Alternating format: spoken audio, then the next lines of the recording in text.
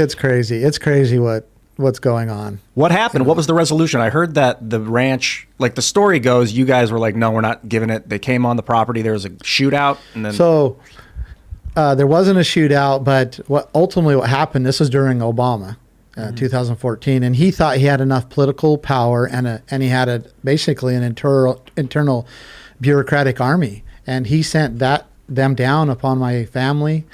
It was the FBI, which we didn't know that at first, but FBI, Bureau of Land Management, U.S. Forest Service. That's BLM. Yeah. The other BLM. Bureau of Land before it was cool.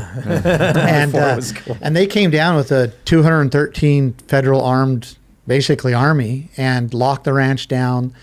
They began to kill the cattle from helicopters, burying them in mass graves, destroy the water infrastructure, destroy the corrals, and meanwhile they were threatening that this would be another Waco or Ruby Ridge if we resisted. Yeah. So it took us a while to gain enough courage to start to like confront them and stand up to them, and people started coming.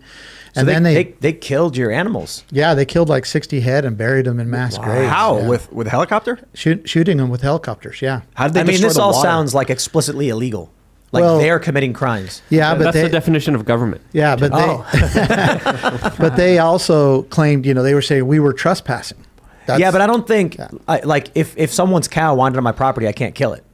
No. Yeah, like the federal government does what they want to do. Yeah. All right, They do what they want to do. If it was a bull, maybe, and like went on my land and like was I'd destroying like something. Yeah, something but if there's like a cow, a couple of cow walking by, I think it's no one would find it reasonable that you start mowing them down from a helicopter. Yeah, They'd be I like, agree. "Yo, dude, what are you doing?" Especially if they're I branded. agree. I mean, no, look, right now we got the story with Lauren Boebert, where the Democrats accused her of killing a dog. And then, like, you read for 10 seconds into the story, and you're like, oh, the dog broke onto her property and was attacking her goats. Then you read it's actually her other neighbor who killed the dog because the dog had actually attacked a bunch of animals. And Lauren's like, I had nothing to do with this. Talk about defamation, right? Yeah, seriously. But I mean, in that capacity, it's like, you've got something attacking your animals. You protect your property, you protect your animals. Absolutely. But that's what was going. No, this is them just killing a bunch of cows. They were just killing them, burying them in mass graves, causing mayhem, literally.